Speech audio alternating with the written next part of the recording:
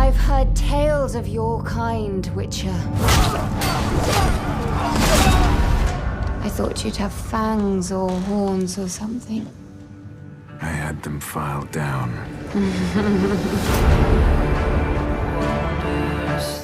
Greetings everyone! Welcome all to another spoiler-free review.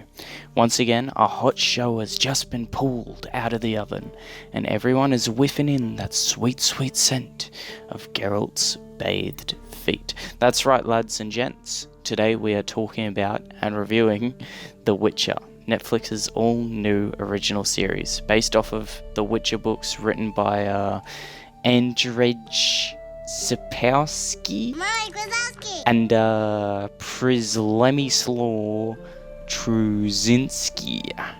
I think I nailed those pronunciations.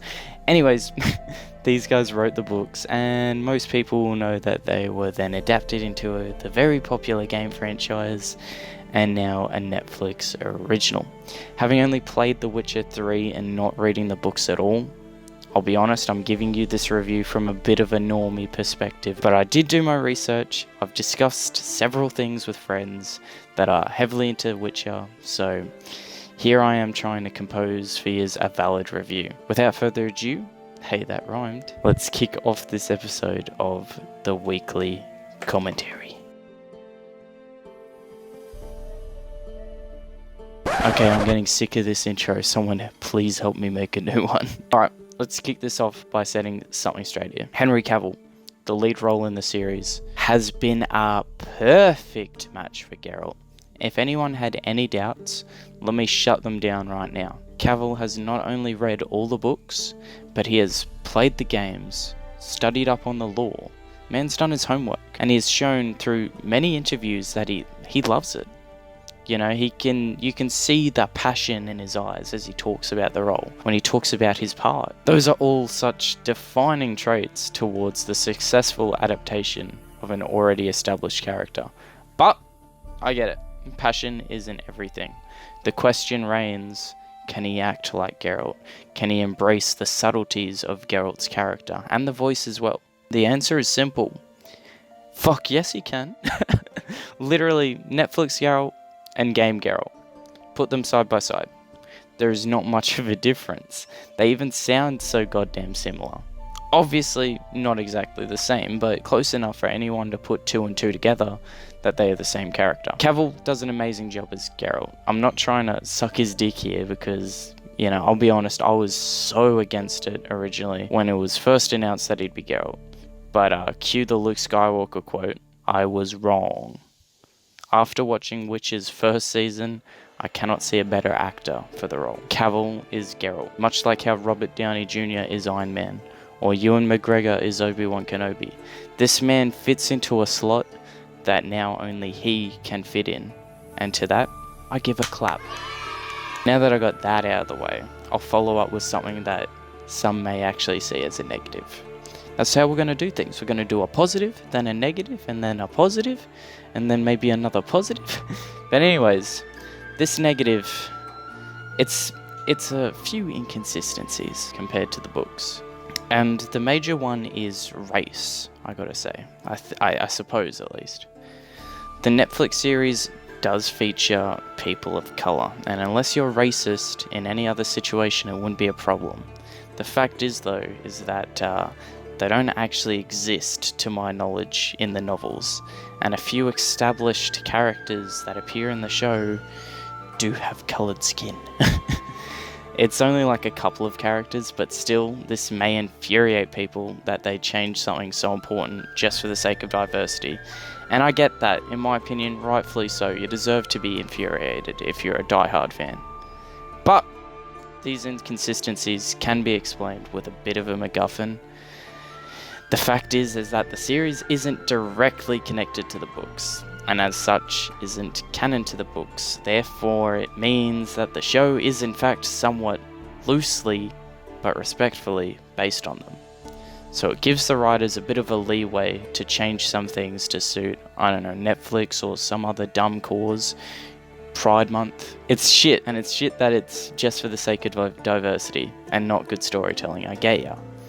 But if you haven't read the books or played the games, then it won't affect you at all, okay? Don't worry about it. Just like, don't worry if a diehard fan goes, oh, they made this character that you obviously don't know anything about black, you know.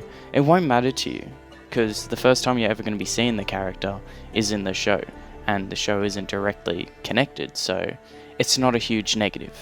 At least it wasn't for me. But like I said, I can see diehard fans really being annoyed about it. So I'll just leave you with that. Moving away from the negatives for now. Please don't roast me for that segment, please. I felt like I had to address it. I'm just going to go back into the positive. And, well, honestly, that's probably going to be the rest of the video. Because the show was pretty good. Storytelling's amazing. The writers really did a great job at writing impactful storylines that felt like they were almost inspired by the games, to be honest. With, you know, each episode, you kind of felt like you were on this quest.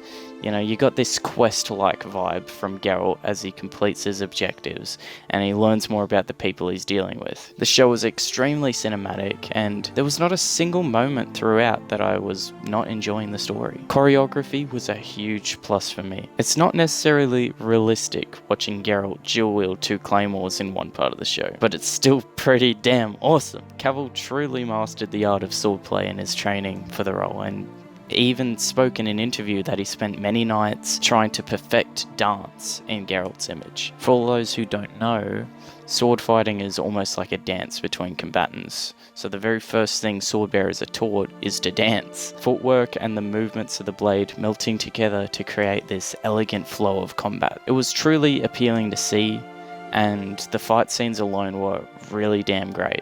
Witcher at the moment holds my second favourite choreography in history, being beaten only by a Star Wars Phantom Menace.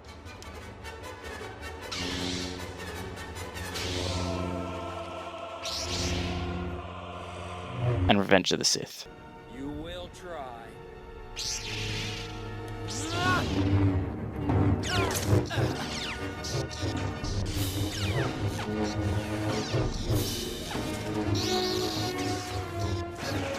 World building is huge in this show, as it takes place at some points in 3 different time periods, so you can watch as the world around the characters grow and evolve. A lot of lore is mentioned, many characters, creatures, beasts, spirits, curses are shown, but the show never makes you feel like you're missing some information that you feel like you need to know, because it's not connected to the books. It holds the responsibility of spoon feeding its viewers information like pretty slowly, and it's done really well. The writing is great for catering to newbies, but also builds upon veterans' interest as well. And it's not done so spoon-fed that you feel like, oh, they're just handing us information. It's sort of just, it's taking things slow, and it's taking its time to establish itself, and that's something you really need with a world as big as Witcher. You can't just rush into it. So I think they did really well. I'm going to end this video with a few final thoughts, being that I originally was not going to watch this show. I was not interested, nor was I hyped. I thought this show was going to be trash. I'll say it again, I was wrong. So very wrong. This show has kicked The Mandalorian off of its #1 spot, regretfully but deservingly. Netflix's Witcher is really good and holds mostly true to what the series is all about. It's dark, gory, has some juicy sex scenes, and above all else, it just captures what makes The Witcher what it is. So if you're still watching, I'll leave you with a question. What did you guys think of the Witcher series? Because I'm just one guy. I'm just a fan. My opinion or review is not law. It's not what everyone's going to agree on, surely. But it's what I think, and I want to share it with you guys. To conclude, I'll give Witcher Season 1 a 10 out of 10 from me. But you know, if I'm looking at it from a veteran's perspective, maybe a 9 or 9.5 at best. Because I do understand that the subtle inconsistencies can be pretty rough. I'll admit. I've been a diehard fan of many things, and even the tiniest thing that's inconsistent makes you go, heresy! So, yeah, I get it. Don't worry. But hey guys, that's all I actually had to say. So, you know, I do hope you all enjoyed this video, as I really enjoyed making it. I loved this series, and I loved saying good things about it, so please leave a like, if you enjoyed it, give the video a share, and subscribe to join me in the next adventures to come. Until then, I'll see yous all later. You should get to the point where anyone else would quit, and you're not gonna stop there! No! What are you waiting for? Do it! Just do it! Yes, you can! Just do it!